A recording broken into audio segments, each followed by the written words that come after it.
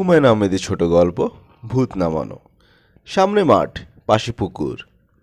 হোস্টেলে থাকতে থাকতে যদি মন কেমন কেমন করে তাহলে বিআরটিসির বাসে করে কুমিল্লায় বাসায় চলে আসি। 1-2 দিন থেকে আবার ফিরে যাই। সেরকমভাবে আমি হুট করে কুমিল্লা এসেছি। আমি একা নই, আমার সঙ্গে আমার কলেজের বেশ কয়েকজন বন্ধু আছে। আমার বড় ভাই হুমায়ুন আহমেদ তখন ঢাকা বিশ্ববিদ্যালয়ে পড়ে।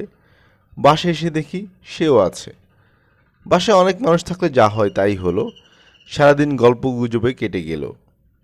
আমাদের বাসায় গল্প গুজব হলে ঘুরে ফিরে সেটা ভূতের গল্পে গিয়ে জায়গা নেয়। আমার বাবার এসব ব্যাপারে খুব কৌতূহল, তাই বাসা ভর্তি ভূত প্রেত, জ্যোতিষ চর্চা এসবের বই। আমরা সব ভাই বোন জীবনের কোনো না কোনো পর্যায়ে হাত দেখেছি, প্ল্যান সেট করে চক্রে বসে ভূত নামিয়েছি। কাজেই এবারও গল্প গুজব ভূতের গল্পে আটকা পড়ে গেল। তখন আমার কলেজের বন্ধুরা বড় ভাই হুমায়ুন আহমেদকে ধরে বসলো, তাদের ভূত এনে দেখাতে হবে। হুমায়ুন আহমেদ রাজি হলো। ঠিক হলো, রাত 12টায় চক্রে বসা হবে। সময় কাটানোর জন্য আমি আর আমার বন্ধু বান্ধব সেকেন্ড শো সিনেমা দেখতে গিয়েছি। আমরা যে খুব সিনেমার পোকা তা নয়, কিন্তু বড় ভাইয়ের উৎসাহে গিয়েছি। ভালো ছবি নাকি দেখাচ্ছে। রাতে বাসায় ফেরার পর ভূত নামানোর জন্য আমরা চক্রে বসেছি। দোতলা বাসার নিচের তলায় কেউ থাকে না। সেখানে একটা বড় ঘর পরিষ্কার করা হয়েছে। মেঝে দিয়ে পরিষ্কার চাদর বিছানো হয়েছে। আমরা সবাই হাত মুখ ধুয়ে পরিষ্কার হয়ে গোল হয়ে বসেছি। বড় ভাই হুমায়ুন আহমেদ ঘরের চার কোণায় 4টা মোমবাতি জ্বালিয়ে দিল। মোমবাতির মৃদু আলোতে একটা ভৌতিক পরিবেশ চলে এসেছে। আমরা কেউ জোরে কথা বলছি না। হুমায়ুন আহমেদ আমাদের ফিস ফিস করে নিয়মকানুন বলে দিল, তোমরা কেউ ভয় পাবে না। প্রেতাত্মা যদি চলে আসে আমাদের কারো উপর সেটা ভর করবে, তার সঙ্গে শান্তভাবে কথা বলবে। আমার এক বন্ধু জিজ্ঞেস করলো, এসেছি কি না কেমন করে বুঝবো? অনেকভাবে বোঝা যায়। হয়তো মোমবাতিগুলো নিভে যাবে, হয়তো ঘরে একটা তীব্র গন্ধ পাবে, ঘরটা শীতল হয়ে যাবে, হয়তো কেউ একজন থরথর করে কাঁপতে থাকবে। তার থমথমে গলার স্বর শুনেই আমাদের হাত পা ঠান্ডা হয়ে যায়। হুমায়ুন আহমেদ বলল, তোমরা সবাই এখন পরকাল নিয়ে চিন্তা করো, মৃত কোনসের মানুষের আত্মাকে আহ্বান করো। আমরা গোল হয়ে বসে অন্যের হাত ধরে মৃত মানুষের আত্মাকে আহ্বান করতে থাকি। ঘরের ভেতরে আমাদের নিঃশ্বাস ছাড়া আর কোনো শব্দ নেই। হঠাৎ একটা বিচিত্র ব্যাপার ঘটতে থাকে। মোমবাতিগুলো হঠাৎ করে নিভু নিভু হয়ে যায়, আর একসঙ্গে সব মোমবাতি নিভে গেল।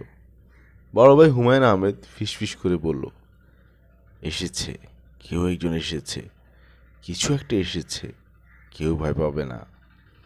তখন ভয়ে হাত পা আমাদের শরীরের ভিতর সেদিয়ে যাচ্ছে। আর কি আশ্চর্য, ঠিক তখন শুনতে পেলাম বাসার পাশে যে গাছ, সেই গাছের ডাল নড়তে শুরু করেছে। জানালার মাঝে গাছের ডালগুলো জীবন্ত প্রাণীর মতো হুটুপুটি খাচ্ছে। আমরা ভয় পেয়ে আর্তচিৎকার করে উঠি, কি হচ্ছে, কিসের শব্দ? হুমায়ুন আহমেদ বলল, চলো বাইরে গিয়ে দেখি। আমাদের কারো বাইরে যাওয়ার সাহস নেই, তারপরেও হুমায়ুন আহমেদের পিছু পিছু বাইরে এলাম। আবছা অন্ধকার, কোথাও বাতাস নেই, তার মাঝে শুধু একটা গাছের ডাল জীবন্ত প্রাণীর মতো নড়ছে, হুটুপুটি খাচ্ছে। ভয় আতঙ্কে অস্থির হয়ে আমরা একজন আরেকজনকে ধরে কাঁপছি। বড় ভাই হুমায়ুন আহমেদ বলল, ভয় পাবে না, কেউ ভয় পাবে না, হক ভাইকে ডেকে তুলে আনি। হক ভাইয়ের পুরো নাম আব্দুল হক। বাবার অফিসের অর্ডারলি। বাসার সামনে ছোট একটা আলাদা টিনের ঘরে থাকেন। ধর্মভীরু মানুষ, কারোর সাথে পাশে থাকে নেই। আমাদেরও মনে হলো এই আতঙ্কময় মুহূর্তে তাকে ডেকে আনলে মন্দ হয় না। আমরা তার ঘরের কাছে গিয়ে দরজা ধাক্কা দিলাম, আর সঙ্গে সঙ্গে একটা বিচিত্র ব্যাপার ঘটল। হক ভাই দরজা খুলে গুলির মতো বের হয়ে এলেন, গঙ্গাতে গঙ্গাতে এগিয়ে এলেন। আমরা ভয়ে ভয়ে জিজ্ঞেস করলাম, কি হয়েছে হক ভাই, কি হয়েছে? হক ভাই কথা বলতে পারেন না, ভয়ে থরথর করে কাঁপছেন। অনেক কষ্ট করে বললেন, আমার ঘরে। আপনার ঘরে কি? আমার ঘরে একটা মানুষ, ঘরের ছাদের সমান লম্বা, নিচু হয়ে তাকিয়ে আছে। হ্যাঁ আল্লাহ! ঠিক তখন হঠাৎ করে গাছের ডাল ভয়ঙ্করভাবে একটা ঝাঁকুনি দিয়ে উঠল। তারপর হঠাৎ চারদিক নীরব হয়ে গেল। হুমায়ুন আহমেদ কাঁপা গলায় বলল, আমার মনে হয় এখন খারাপ প্রেতাত্মা চলে এসেছে।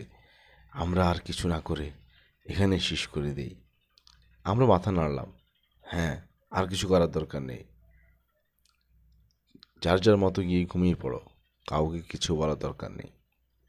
আমি ভয়ে থরথর করে কাঁপতে কাঁপতে উপরে গেলাম। গরমের দিন, ফ্যান চালিয়ে ভাই বোনেরা মেঝেতে শুয়ে ঘুমিয়ে আছে। আমি গুটিসুটি মেরে তাদের দুই দিকে ঠেলে একটু জায়গা করে শুয়ে পড়লাম। ভোরবেলা ঘুম থেকে উঠে দেখি আমাদের কাউকে চেনা যায় না। ভয়ে আতঙ্কে এক একজনের উদ্ভ্রান্ত চেহারা, উস্কো খুস্কো চুল, চোখ গর্তে ঢুকে গেছে, রক্তশূন্য ফ্যাকাশে মুখ। আমরা ঢাকায় ফিরে এলাম। আমরা অন্য বন্ধুদের কথা জানি না, কিন্তু আমি পাকাপাকিভাবে ভীতু হয়ে গেলাম। রাতে ঘুমাতে পারি না। চোখ বন্ধ করলেই মনে হয় মাথার কাছে ছাদের সমান লম্বা একটা মানুষ তীব্র চোখে আমার দিকে তাকিয়ে আছে। চোখ দুটো ধকধক করে জ্বলছে।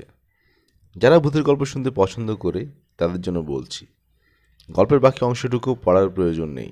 এখন পর্যন্ত যেটুকু বলা হয়েছে তার প্রতিটি অক্ষর সত্যি, অবিশ্বাস্য হতে পারে, কিন্তু সত্যি। অনেকদিন পর বাসার সবার সঙ্গে কথা হচ্ছে। আমি কি একটা প্রসঙ্গে সহজ সরল হক ভাইকে নিয়ে একটা কথা বলেছি।